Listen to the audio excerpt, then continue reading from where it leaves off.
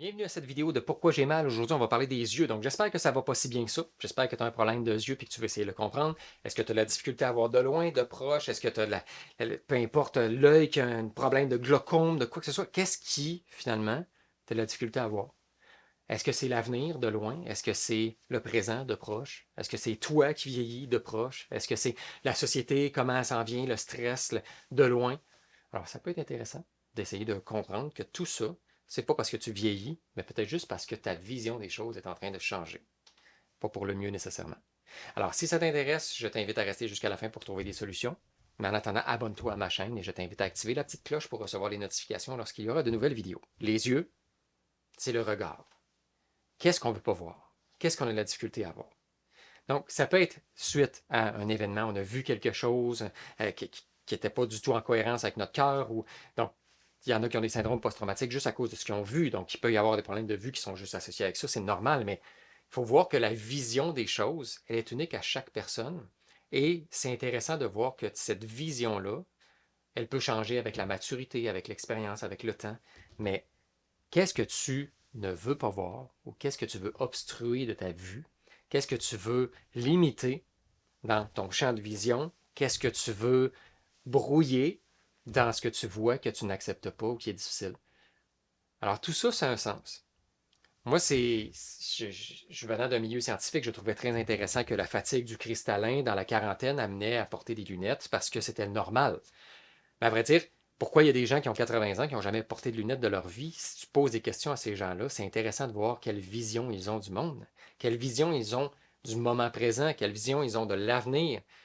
Donc, c'est-à-dire que ça commence à être intéressant de se poser des questions. Est-ce que quand on arrive dans la quarantaine, cinquantaine, notre vision des choses peut se détériorer? Est-ce qu'on peut brouiller les choses parce qu'on ne veut pas vraiment l'accepter, on ne veut pas vraiment le voir?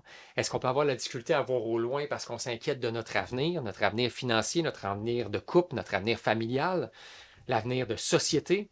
Est-ce que de proche, le moment présent est difficile parce qu'autour, c'est de la guerre, autour, c'est du négatif, autour, c'est de l'abus, du monde qui profite partout? C'est de voir que c'est difficile financièrement, c'est de voir que l'inflation n'est pas quelque chose de bon, c'est de voir une pandémie ou des événements comme ça qui sont traumatisants en termes de société, ou juste dans ta propre vie, de perdre quelqu'un qui t'était cher, où tu ne vois plus la vie de la même façon, où c'est difficile de comprendre ton avenir, accepter ton avenir, voir ton avenir.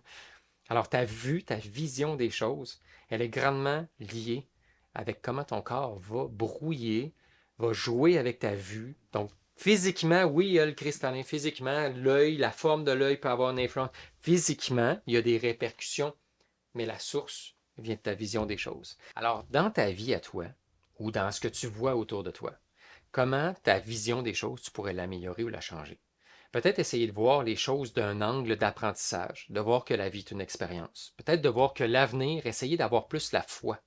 Ça ne veut pas dire d'être religieux, là. Ça veut dire la foi, ça peut être en toi, ça peut être en l'avenir, envers la vie, envers Dieu, envers Bouddha, Krishna, tes guides, ta destinée, ton karma. Vois ça comme tu veux. Mais d'avoir une belle vision à long terme, c'est comme je te demande dans 5 ans où tu te vois, je ne sais pas où je me vois, mais je sais que je suis bien. Ah, OK, tu n'es pas obligé de voir à long terme pour te sécuriser, tu as juste besoin de voir que ça va bien aller.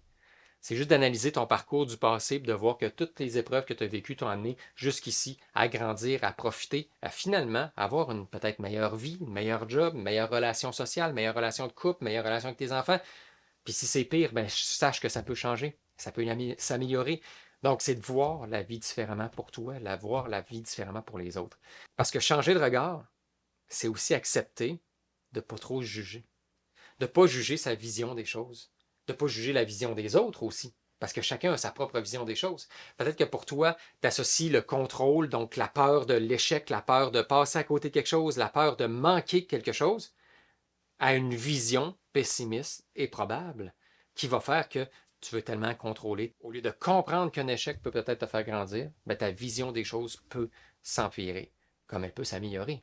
La vision des choses après avoir fait faillite ou un échec simplement peut t'amener à changer ta vision d'une façon plus claire, plus facile à maintenant, OK, je vais déléguer, maintenant je vais me responsabiliser, maintenant je vais prendre des décisions plus éclairées, je vais demander conseil à des personnes pour pouvoir m'aider, m'accompagner. Donc, tu changes ton état d'esprit, tu changes ta vision des choses. Donc, tu changes ta vue. Alors, ça peut être intéressant à partir de ce moment-là que changer ton regard, c'est juste ça, changer ta façon de voir les choses. Si c'est quelque chose qui te parle, ben j'en suis très heureux, tant mieux. Va dans la description pour peut-être participer à mon quiz pour savoir qu'est-ce que tes douleurs révèlent de toi. Peut-être participer au défi 5 jours pour voir aussi comment ton corps a un langage secret directement qui peut te parler, puis d'essayer de le comprendre. Ou de participer à mon webinaire aussi, qui est sur le langage secret de ton corps.